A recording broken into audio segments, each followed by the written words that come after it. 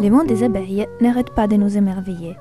Ces petits insectes récupèrent une substance résineuse sur les arbres, tels que les conifères et les peupliers, et les transforment avec leur sécrétion salivaire en propolis. Patrice Percé-Dussert, apiculteur professionnel, nous fait découvrir les vertus de cette propolis, si utile aux abeilles, et que nous aussi on peut appliquer à 1000 façons.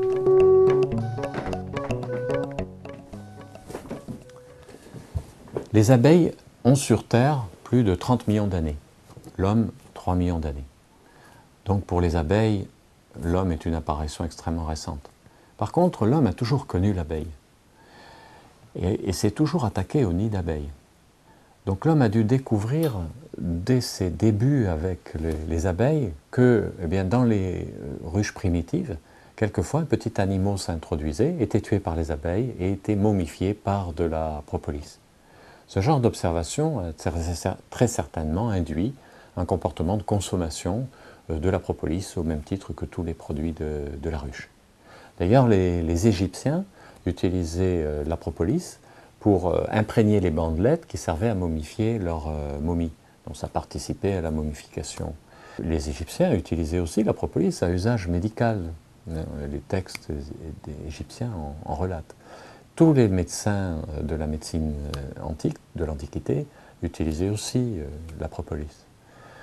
Bon, maintenant, bien sûr, la production de la propolis s'est rationalisée et beaucoup plus moderne, parce que pour l'utiliser à usage médical, il faut vraiment que ça soit fait mieux que ça. C'est pas simplement une cueillette ou... Voilà, on va retirer les grilles à propolis aujourd'hui. Tiens. Ça. Ah, je retire le toit. Recadre nourrisseur aussi. Voilà. Et là, je vois que la grille à propolis est déjà bien remplie de propolis. Et puis on fume là, oui, voilà.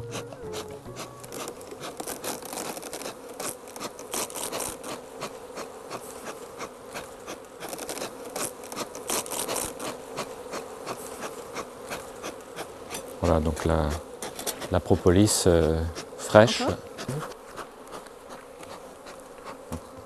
Donc ça, c'est une propolis qui vient d'être rentrée. On voit, elles ont obturé tous les trous de la grille à certains endroits. Oui. Et c'est une propolis qui a été récoltée sur les peupliers. Elle est rouge, on la reconnaît bien. Il n'y a absolument aucune trace noire qui pourrait venir d'autres propolis. Et on a vraiment de la propolis bien fraîche. Donc on va enrouler la grille pour pouvoir la mettre au congélateur pour extraire la propolis ensuite. Hein.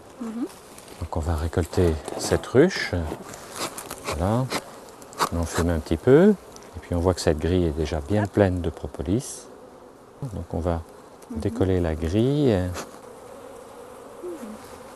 un petit peu de fumée maintenant pour les faire redescendre.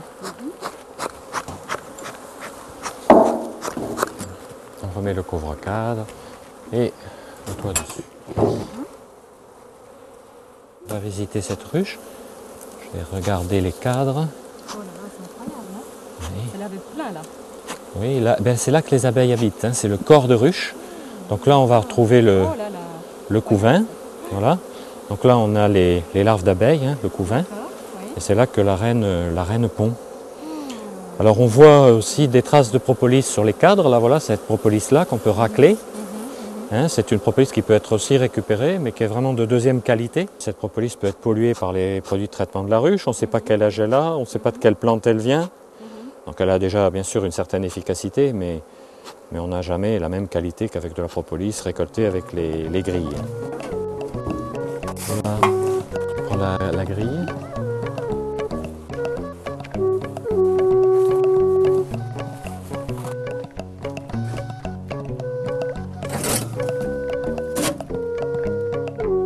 Voilà, cette grille est congelée. Maintenant, la propolis est devenue complètement cassante et on va pouvoir, en froissant cette grille, l'extraire de la grille très facilement. La propolis, quand elle sort des grilles, a cet aspect-là. Elle va être broyée, solubilisée dans l'alcool, filtrée, et à ce moment-là, on obtient cet extrait alcoolique qui est très clair, de couleur claire. Je vais me mettre à contre-jour devant la fenêtre pour que vous puissiez voir. Vous voyez, il est de couleur porto clair, il n'a pas été oxydé et il est beaucoup plus actif qu'un produit qui est oxydé, qui est noirci, qui contient des résidus de la ruche. Alors, les propriétés de la propolis sont de deux ordres. La propolis est d'abord un antiseptique local, c'est-à-dire par exemple quand on a une gorge inflammée, des aftes ou une plaie ou un eczéma, on peut mettre de la propolis dessus et on va avoir un soin par l'activité antiseptique, anesthésiante et cicatrisante de la propolis. Ces propriétés sont très connues et très utilisées. Tout le monde, quand on donne le mot de propolis, tout le monde parle pastille, spray ou dentifrice ou savonnette, quoi, hein. Parce que la propolis, c'est une notion qui est quand même positive et les fabricants en ont mis partout. Ils ont fait même des cosmétiques à base de propolis. C'est très utilisé. Mais quand on regarde les banques de données scientifiques sur la propolis, on s'aperçoit que ces dernières années, il y a énormément de recherches de fait sur l'immunité. Et là, c'est extrêmement intéressant. Et pour tester l'action de la propolis sur l'immunité, eh bien, on prend des animaux dont l'immunité est attaquée par des produits comme des chimiothérapies.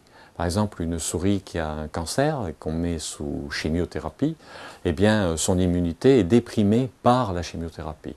Eh bien, on sait maintenant que la propolis va remonter cette immunité pendant le traitement de chimiothérapie. Et sur des souris, c'est très intéressant parce que voilà, ça c'est le nombre de souris vivantes, et là c'est l'échelle du temps.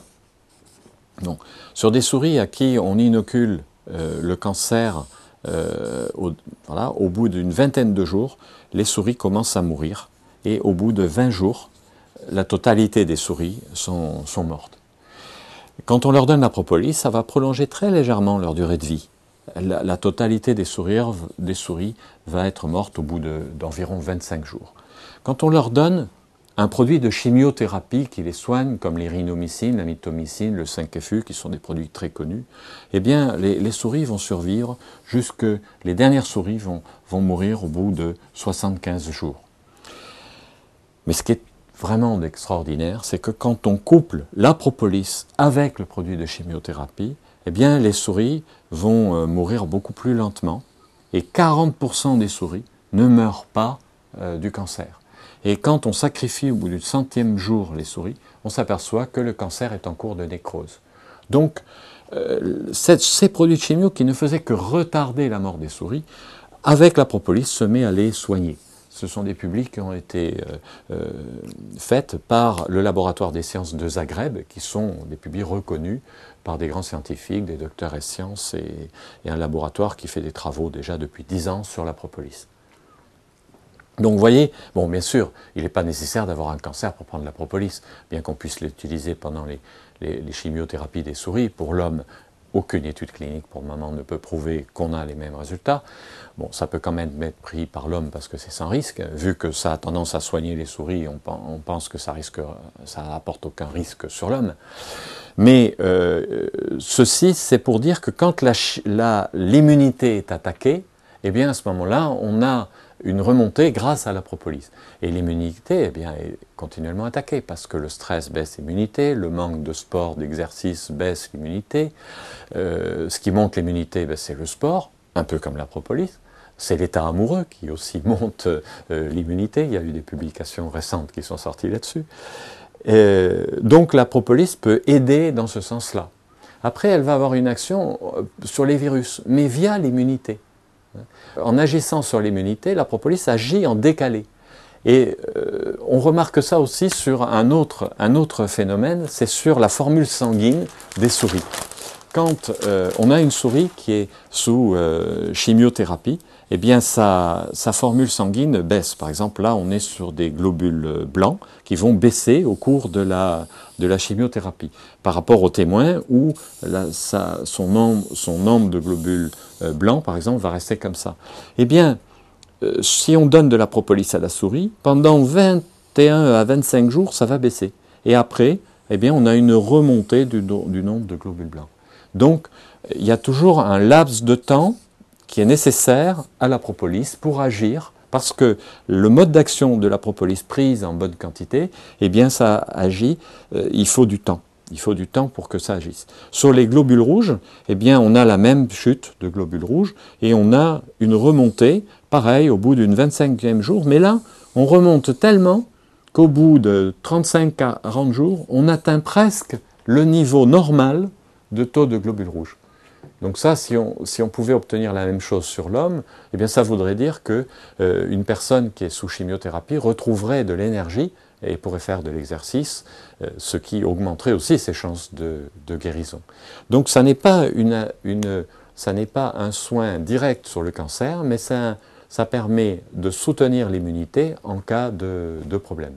Alors j'espère que des travaux, des études cliniques vont être faites. Je viens de dire aussi que la dose comptait énormément, parce que ce n'est pas avec 3 gouttes d'une propolis diluée à 10% qu'on va pouvoir avoir un effet. Il faut notamment avoir la dose minimum qui commence à agir, c'est 5 mg de propolis pur par kilo de poids corporel sur l'homme.